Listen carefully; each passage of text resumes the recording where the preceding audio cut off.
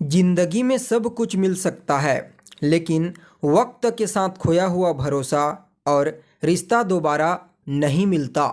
नमस्कार दोस्तों, मैं ज्योतिष आचार्य वासुदेव मिश्रा आपका अपने चैनल भविष्यवाणी पावर ऑफ द लॉर्ड में हार्दिक स्वागत करता हूं। दोस्तों, आज का यह ज्योतिष का कार्यक्रम आप लोगों के लिए, कुंभ राशि वालों के लिए बेहद ही ज़्यादा खास और महत्वपूर्ण कार्यक्रम साबित होने वाला है। जैसा कि आपने थंबनेल में स्पष्टता के साथ देख ही लिया होगा कि मकर संक्रांति के पश्चात हुआ बहुत ही बड़ा उछाल जानकर खुशी से झूम उठोगे।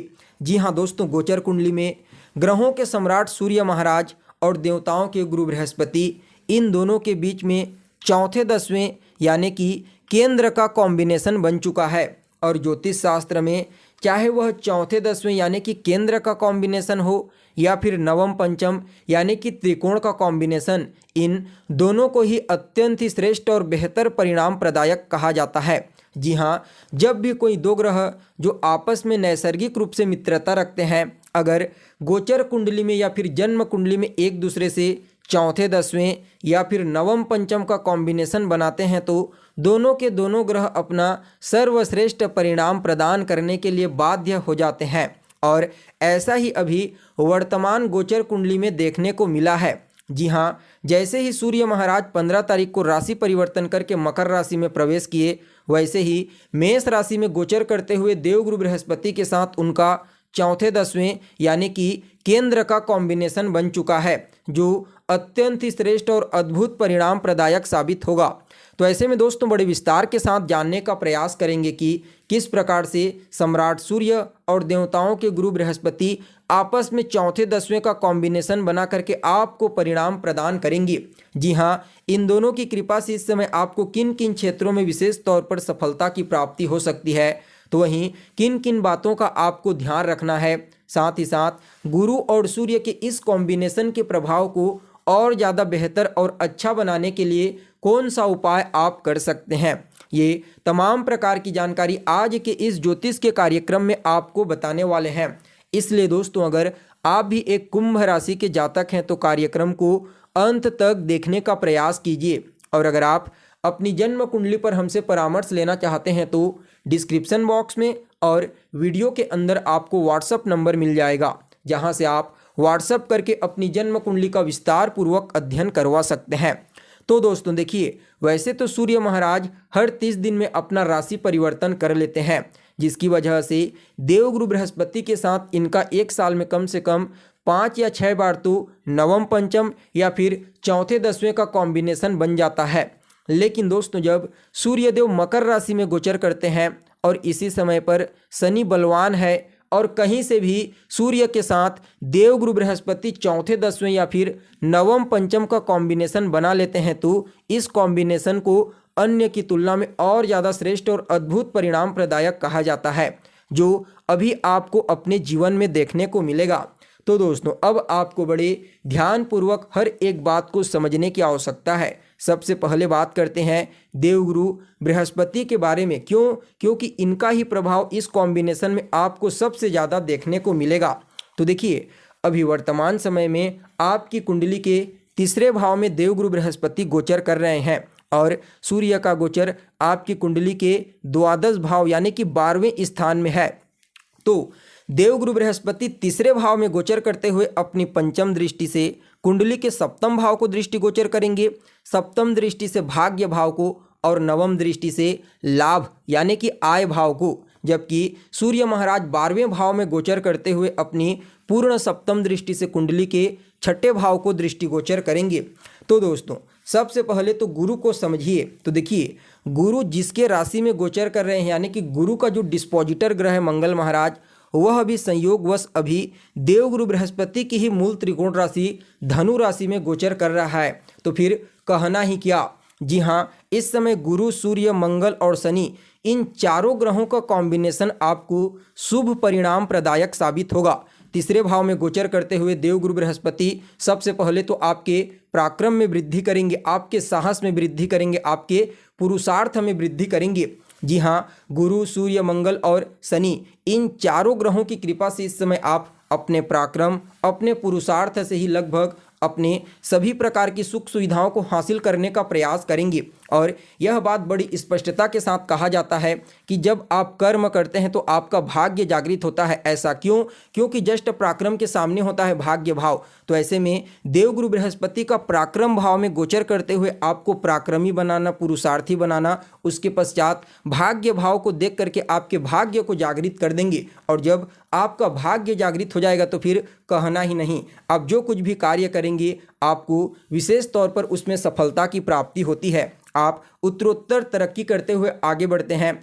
जो भी चीज़ आपकी इच्छा होती है, जिस चीज़ की आपकी इच्छा होती है, समझ जाइए जब गुरु का संबंध किसी भी प्रकार से भाग्य भाव से बनता है, जो भाग्य के अति विशिष्ट कारक ग्रह कहे जाते हैं, तो ऐसे में भाग्य की वजह से ही जातक को सब कुछ प्राप्त हो जाता है। ऐसा ही अभी गोचर कुंडली में देखने को मिलेगा, क्योंकि देवगुरु बृहस्पति पहले तो तीसरे भाव पर अपने मित्र की राशि में मार्गीय अवस्था में बलवान हैं ही, इसमें कहीं कोई दो मत वाली बात नहीं है। लेकिन सूर्य के साथ चौथे दसवें का कॉम्बिनेशन और मंगल इनकी खुद की मूल त्रिकोण राशि में गोचर कर रहे हैं।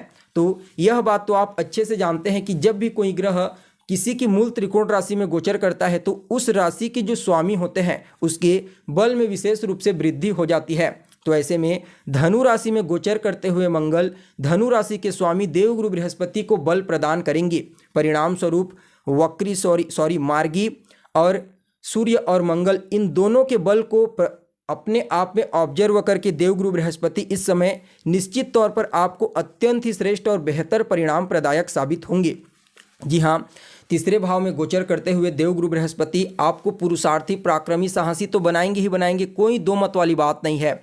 इसके अलावा इस समय आपके कम्युनिकेशन स्किल्स को बूस्ट करने का प्रयास करेंगे और आपका कम्युनिकेशन स्किल्स इस समय आपको अपने कार्य क्षेत्र में विशेष तौर पर सफलता प्रदायक साबित होगा। क्यों? क्योंकि गुरु शारीरिक परिश्रम से ज़्यादा मानसिक परिश्रम में ध्यान लगाते हैं। कहने का तात्पर्य क्या है कि तीसरे भाव पर कम्युनिकेशन स्किल्स को बढ़ा करके भाग्य को देखेंगे और कर्म पर भी इनका अधिकार है, लाभ को देखेंगे तो नो डाउट आप अपने पुरुषार्थ, अपने मेहनत और अपने कम्युनिकेशन स्किल्स के बदौलत इस समय आप अपने जीवन में लाभ के कुछ नए अवसर खुद ही क्रिएट करेंगे। वहीं लाभ भाव पर जब देवगुरु बृहस्पति की दृष्टि पड़ती है तो यह कहीं ना कहीं इच्छा पूर्ति का समय भी होता है। जी हाँ, अगर आपके मन में कोई इच्छा है जो लंबे समय से दबी हुई है, पूरी नहीं हो पा रही है, तो समझ जाइए अगर आपकी कुंडली में गुरु की स्थिति बेहतर है, सूर्य की स्थिति बेहतर है, वर्तमान समय की दशा अंतर्दशा आपके फेवर में है, तो समझ जाइए यह समय आपकी इच्छा की पूर्ति कराने वाला साबित होगा। वहीं छोटे भाई बहनों और बड़े भाई बहनों दोनों के साथ ही आपके तालमेल बेहतर होंगे। क्यों? क्योंकि तीसरे भाव छोटे भाई बहन का होता है और एकादश भाव बड़े भाई बहन का होता है और दोनों ही जगहों पर गुरु का प्रभाव नो डाउट, चाहे आपके छोटे भाई बहन हो या फिर आपके बड़े भाई बहन, उनके साथ आपके तालमेल बेहतर होंगे, उनका सहयोग आपको मिलेगा और उनके कार्य क्षेत्र में भी इस समय गुरु विशेष रूप से उन्हें सफलता प्रदायक साबित होंगे।